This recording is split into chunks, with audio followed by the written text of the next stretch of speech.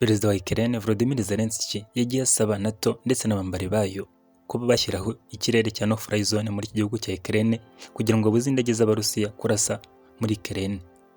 Ibi bintu byari bisobanuye iki? Byagomba kugira izihe ngaruka kuri iyi ntambara? Ese Uburusiya bwagomba kubyakira bite? Byari kugenda bite kugira ngo habe no-fly zone? Sobanukirwa muri iki kiganiro paka uraza gusobanukirwa na byose kuri iyo ngingo.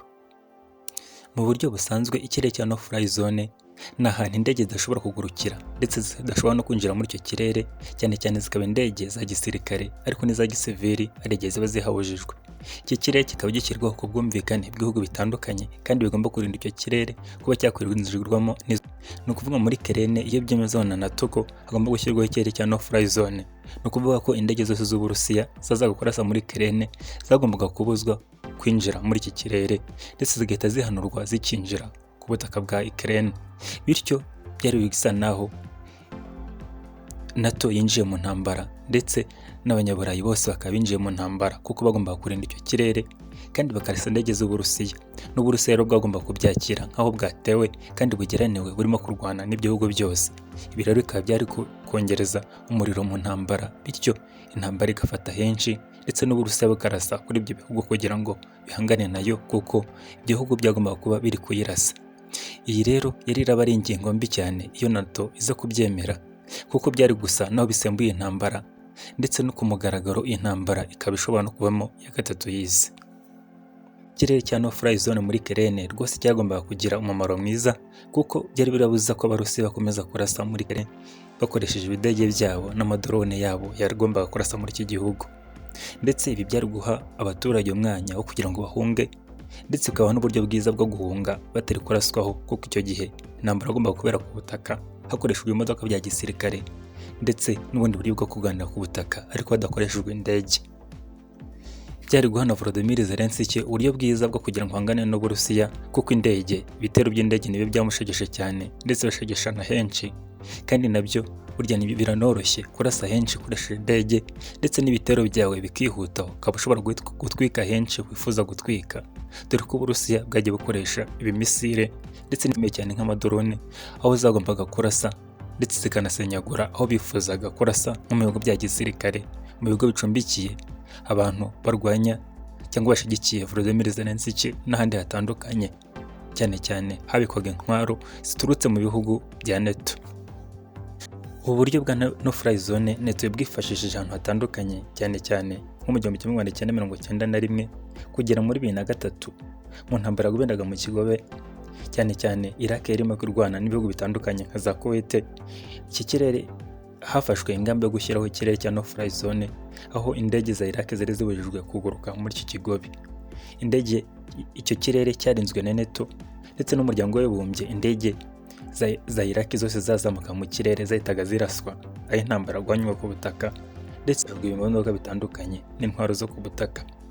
Iki kirere rero kikaba cyaragize ingaruka gitera n'imihindukire y'intambara, bityo intambara yo mu Kigobe ibasha kurangira amahoro. Nanone iki kirere, izi ngamba za no-fly zone zafashwe mu gihugu cya Bosnia Herzegovina mu 1993 kugeza mu 1995, nabwo indege zari zibujijwe kwinjira muri iki kirere, cyane cyane indege za gisirikare, ariko indege z'ubutabazi zo zashoboraga kwinjira zigatabara zigatanga n'ubufasha ku bageraniwe n'intambara. No muri Libya mu 2011 nabwo ubwo Muammar Gaddafi yarwanaga n'abantu bariyomoreye ku butegetsi bwe ndetse banashaka no kumuhirika, nabwo hashyizweho ikirere cya no-fly zone, ariko byari bigamije kugira ngo Gaddafi atabasha kubarasa no kwica benshi akoresheje indege ze, aho NATO yajyanye ibitwaro kirimbuzi, ni ukuvuga ibitwaro bikomeye bishobora kurasa indege mu gihe gitoya bikaza kurinda iki kirere, ndetse indege yose yahirahiraga iturutse ku ruhande rwa Gaddafi yahitaga iraswa ako kanya igashyirwa hasi. Intambara rero byatumye irwanwa ku butaka, ariko NATO yakoreshaga indege zayo irasa ahantu hatandukanye, cyane cyane ku ngabo za Gaddafi kuko yo yari byemerewe kandi ivuga ko irimo kurwanya umwanzi no kubuza ko umwanzi yahashya akica n'abaturage b'inzirakarengane. Iki no-fly zone ni ikirere rwose bisaba ko bwumvikane no ku bihugu bigomba gushyira hamwe kugira ngo bikirinde, ndetse bigashyiraho na systeme zitandukanye zo kurinda icyo kirere, cyane cyane nka systeme z'ubwirinzi zishobora kurekura amamisire mu gihe radari ibonye ko ari indege yinjiye muri icyo kirere cyangwa yarenze muri icyo gipaka mu kirere mu mupaka w'icyo kirere wishwe no fly zone. Ariko rero ibi bikaba bikorwa cyane cyane ku gihugu kidafite imbaraga nk'Uburusiya. Byo byari bigoye kuko Uburusiya nabwo busanzwe bufite intwaro zikomeye, bityo bwagomba kurwana nabo ngabo bashyizeho no fly zone, ndetse ikaba intambara y'umuriro rwose, cyane cyane ikaba intambara yo mu kirere kuko nayo agomba kubasubiza mu gihe bayihanuriye indege. OTAN iza kubyemera rwose, twari dushobora kubona ko intambara ya gatatu y'isi iri gukomanga, kuko OTAN yagombaga kurinda icyo kirere cya Ukraine kandi bivuze kwinjira mu ntambara ku mugaragaro. Ntawamenya, hari igihe n'Ubushinwa bwagombaga kwinjira mu ntambara bukarwana ku ruhande rw'Uburusiya, ndetse na za Korea y'Amajyaruguru, Belarusi na Syria nazo hari uruhande zagaragaje zagomba kurwaniramo.